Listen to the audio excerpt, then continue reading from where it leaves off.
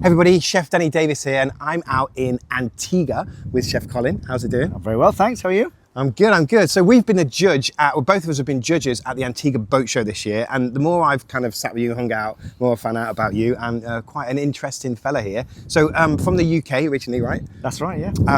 Michelin star chef, but also into a bit of TV stuff, Gordon Ramsay, F Word, Great British Menu, a whole bunch of stuff. So this is your restaurant here in Antigua, right? That's right, down in English Harbour. So we're at the restaurant.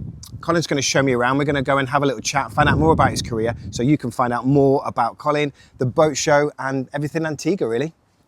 Let's do it. Let's go. So how long have you been here, Colin? I've been here now since 10 months. 10 months? 10 months. Awesome. Neighbourhood restaurant. So this is the main area? This is it, yeah, the main area. I mean, it's a very sweet, kind of put together restaurant. Bit of refinement, bit of finesse. Oh, it's nice beautiful. little warm welcome. Wow, look at that bar. Again, ready for Christmas. So yeah. Awesome. Let's get in the kitchen. So here we are, beautiful Antigua. Whereabouts in Antigua is the actual restaurant? So this is in English Harbour, just outside Falmouth. Yeah. So 5 minutes away from the harbour. It is. It's about 2 minutes from where I'm staying, actually. I went for a run this morning, I ran right past. Did you? Yeah. It's a quiet neighbourhood restaurant. Perfect, a bit more tranquil. Yeah, it's beautiful. I'll put some video on so you can see around, but Colin, I want to find out more about how you became a chef. So take me through the story. Well, very quickly, I mean, my grandmother was my inspiration. I think the cliche of true of just kind of doing really simple stuff with her and having a lot of fun with it. As a kid? Yeah, cooking for me was really a lot of fun. But what I really noticed about her is the fact that she got instant gratification about doing something. So she would make you a great soup or a great pie, and she would just watch you eat it with glee and joy, which I love. We were talking about this yesterday at the boat show, weren't we? Yeah. I think most chefs kind of find that, don't they? That you cook something, you put your love and your passion into it, and you see someone enjoy it, and it's that. And you get the reward, or your heart on your sleeve kind of thing. Yeah. So did you go to Caitlin College or? Yeah, I did. I went to Bournemouth Catering College for a couple of years. Yeah, I know that place. That was very nice. And then I did a few stages in south of Paris in the Loire Valley. Ooh. Hated every minute of it. Classic French kitchen, getting pans and pots and thrown at you. And I always thought if I ever had a restaurant, it would never be like that. Oh, right.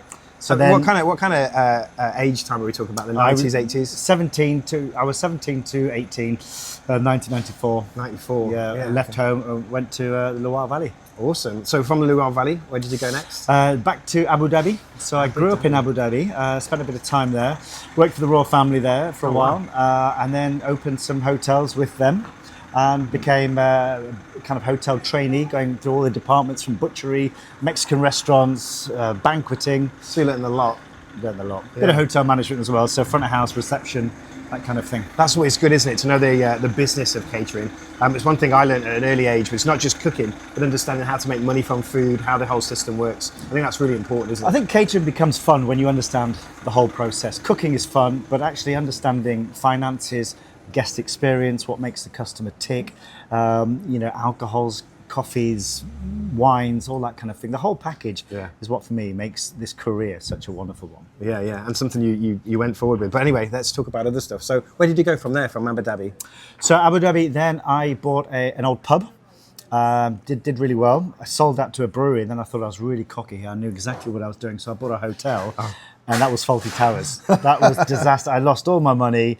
Everything was falling apart. So actually, I put a big banner on the front of it that said, eat and drink all you can for 20 quid. Yeah. We were rammed. Sold it. I bet you were. And I thought, I'm never going to do that again. I want to go back to fine dining, back to kind of Michelin star thinking. And I, to be honest, I was self-taught. I went into a beautiful building, very old kind of country lodge, and I just learned how to cook there. And it was a labour of love. Bex, my wife, and I had just settled down there, had some kids there, and I just sitting over there. Just learned how to cook. So that became quite a successful place, right? Yeah, it was. I mean, it took a long time. I mean, it had 2-star Michelin way before me, and I just thought at 28, I thought I could do that, and I realised that you couldn't. But I think I hadn't worked for people like Gordon Ramsay or Marco Pierre White, where they showed you this is how to do a chicken stock. I had to learn my own way, which I thought was better. I think I fully understood cooking when you have to learn to do it yourself. But you eventually got a star for that place. But eventually got a Michelin star and well done for that. 4 rosettes. And how much pressure is that as a chef to get to that level? Well, I always wanted a star. I just thought that was the pinnacle of achievement. But I soon learned that once you get it, actually, for me, it's less meaningful because it changed the dynamics of really what I was about. Yeah. We have a 1 mile menu. We grow everything. I'd like to hear more about this. Yeah. 1 mile menu. So in recession 2008, we couldn't afford to buy caviar and foie gras and truffles. So we just started doing like our own English breakfast. We kept chickens and pigs. Oh wow. We thought, okay, that's okay. We can do that. Let's make more of it. So let's use pig cheek with the homemade carrots that we'd grow. And then we thought this is a lot more fun than just seeing a chef just kind of fillet venison all day long. So no, let's see what we can do with this. Yeah. And going back to the finance side, what goes in the bin? You think, oh, how can I make a profit from that? When you really definitely. have to, because something else yacht chefs have to consider all the time is like using everything that they've got on board. Yeah. It's got to have a reason to be on there, or Yeah. space is so limited. yeah, So yeah. I think it's a good thing to bring up. It is. I mean, the difference between a chef and a cook is obviously someone who can manage the business and have longevity in that. And anyone who throws good stuff in the bin either doesn't know what to do with it or just doesn't care. Yeah, that's true, unfortunately. So where did you go from there? So 20 years there, and then I decided, okay, after 20 years, I had 3 girls. I was doing kind of the roundabout thing, just on a conveyor belt, and I thought, no, I need to get off this and get off the merry-go-round and do something else. So I wanted to have a family adventure. And what better family adventure than to buy a boat and sail around the world, but with no sailing experience. So literally, I YouTubed it. We bought a boat. We packed our transit van from Hull to Rome, got off the boat, got off the van into the boat. And In Rome, in Italy? Yeah, and then started sailing. And how big was it? It's a 56-foot lagoon, catamaran. Yeah. So quite spacious for us. Every kid had their own little room, and if we all fell out, we could all find our space. And so you started traveling the world? Start traveling the world, and then we came across the Atlantic, came through the Caribbean, and then arrived in Antigua, locked down in Antigua. Oh, for COVID, right? For COVID, yeah. I didn't think of And so we were there, and we haven't left.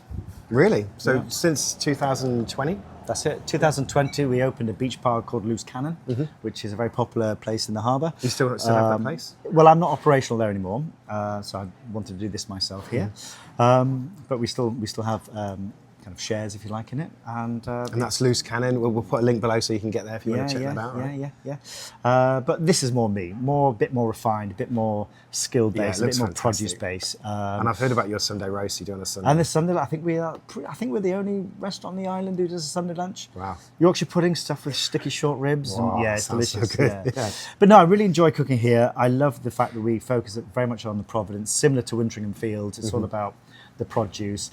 The techniques are super simple in just culinary skill of cooking. The kind of wow factor and the hocus pocus, I kind of leave that at the front door, let someone else do that. I'm just cooking a beautiful piece of fish with a beautiful sauce is more difficult, or just as difficult. Yeah, it sounds delicious. But talking about that hocus pocus, you were a judge with us at the Antigua Boat Show this year.